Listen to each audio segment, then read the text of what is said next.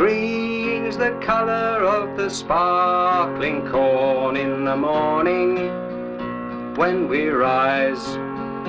In the morning when we rise, that's the time I love the best.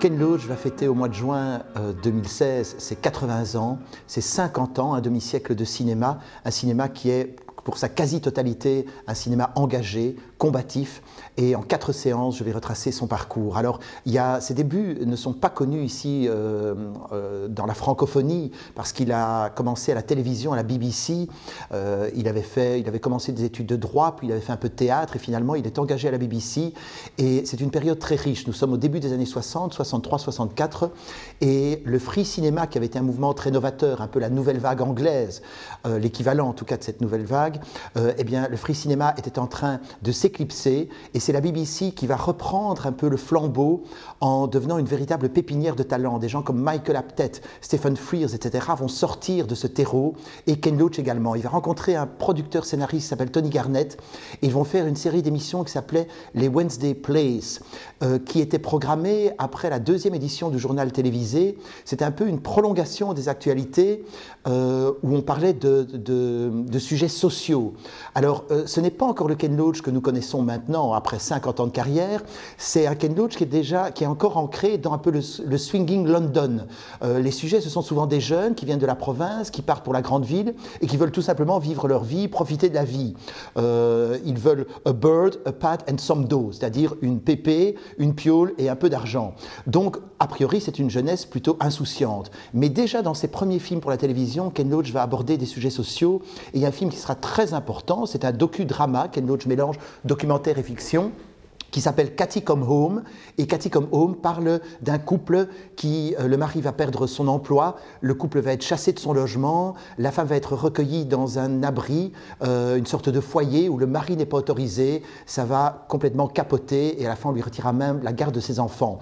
Donc Ken Loach va tout en parlant de cette jeunesse qui a envie de vivre à fond, va parler aussi des carences de l'État-providence. Il faut savoir qu'en Angleterre, après la Seconde Guerre mondiale, il y a eu de grands changements sociaux, et dans les années 60, ces changements sont remis en question et ils le seront encore bien plus tard sous l'époque Thatcher. Alors après quelques années à la BBC, Ken Loach va passer à la réalisation et il va retrouver ce même mélange de swinging London et de contenu social. Il a d'ailleurs une actrice de prédilection qui est Carol White, on l'a appelée la Battersea Bardot. Battersea, c'était un quartier très populaire, c'était l'inverse du quartier chic de Chelsea à Londres, et Carol White va un peu représenter cette fille du peuple qui voudrait bien accéder au rêve anglais, au rêve du swinging London, mais qui va souvent aller droit dans le mur.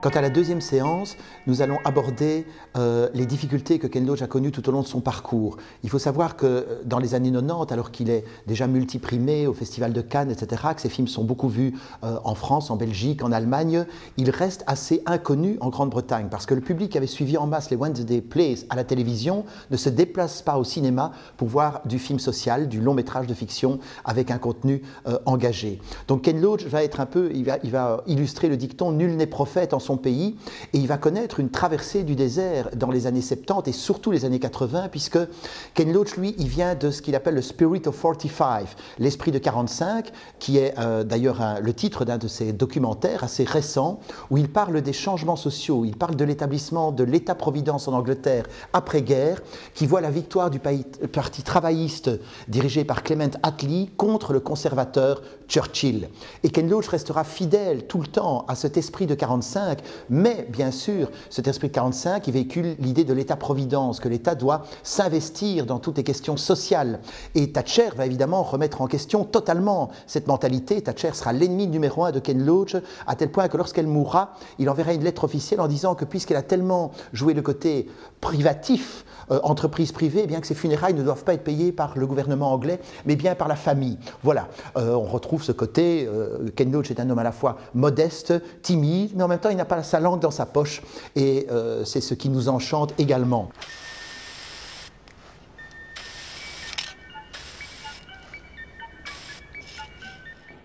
And I know different. It isn't what you want. You say you want it, but I know better than that.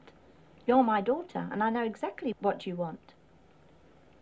Dans Family Life, Ken Loach va parler là d'un environnement familial nocif pour une jeune fille qui voudrait un peu vivre sa vie et qui va être poussée vers la schizophrénie. Là, Loach applique carrément les théories de Roland Lang, hein, qui était un des chefs de file de l'antipsychiatrie, qui était en vogue en Angleterre dans les années 60-70. Mais ce sont des années difficiles pour lui et il sera également victime de beaucoup d'attaques de la part de la presse de droite, notamment pour ses films sur la question irlandaise. Des films comme Hidden Agenda, même le film où il a gagné la Palme d'Or à Cannes de Wind That Shakes the Barley, va subir de nombreuses attaques parce que Ken Loach dénonce le colonialisme britannique.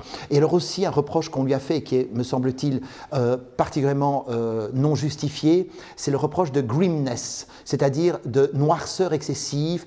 C'est un cinéma de pluie, de déchirement, etc. Alors oui, Ken Loach peut être un cinéaste dur, mais il y a aussi l'humour de survie qu'on trouve dans beaucoup de ses films, notamment dans Raining Stone. La scène d'ouverture de Raining Stone est absolument drôle, et c'est un humour qu'il a trouvé dans la classe ouvrière, dont il est issu d'ailleurs, et c'est quelque chose qu'on avait déjà reproché au Free Cinéma anglais. On disait que c'était du kitchen sink melodrama, ça veut dire ça sentait l'égout, ça sentait l'évier de cuisine. Et je veux dire, Ken Loach, j'essaierai de montrer qu'il a aussi cette vitalité, cette soif de vivre et énormément d'empathie pour ses personnages. Can you tell me, Father, how there can be a fair election in this country when the most powerful country in the world threatens war? This is not the will of the people, it is the fear of the people. How dare you talk to me in the house of God? Silence! Damien O'Donovan, you're a disgrace to the memory of your parents. Yes, get out! The Free State Constitution was only printed the morning of the election, so nobody had... Young lady, this is not the marketplace. Sit down, shut up, or get out of my church. Pour la troisième séance de Ken Loach le combatif, nous allons faire un flashback. Ken Loach ne sort pas de nulle part. Il y a eu dans le cinéma britannique un courant social important, et donc je voudrais montrer un peu les précurseurs de ce cinéma engagé de Loach. Alors il y a deux grands mouvements. Il y a, à partir des années 30, il y a le GPO Film Unit, c'était le General Post Office Film Unit, l'unité cinéma de l'Office de la Poste, qui va s'attacher à montrer le quotidien des travailleurs, les postiers, mais aussi les cheminots, les mineurs, etc.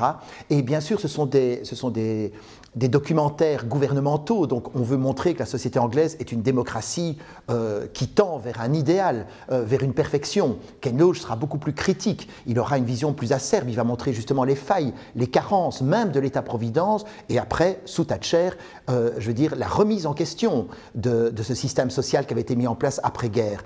Mais voilà, il vient aussi de ce cinéma social, et le deuxième grand courant, c'est le free cinema. Alors, même un critique comme Truffaut n'a pas bien compris que le free cinéma avait précédé la nouvelle vague française. Dès le milieu des années 50, on a un courant de cinéma documentaire de Lindsay Anderson, de Karl Rice, où on parle du petit peuple britannique et on le voit dans sa vie quotidienne, dans ses divertissements aussi. Ken Loach va s'en inspirer également. Et ensuite, fin des années 50, le free cinéma passera à la fiction. On verra un film comme Room at the Top de Jack Clayton, qui parle justement d'un ouvrier qui veut arriver, qui veut s'élever dans la hiérarchie sociale, et là aussi il va aller droit dans le mur. Donc Ken Loach, grâce à ce travail à la BBC et puis grâce à ses films de fiction, va se rattacher à ces deux grands courants dont je montrerai plusieurs extraits. La quatrième séance, je l'ai intitulée « Esthétique de l'engagement ».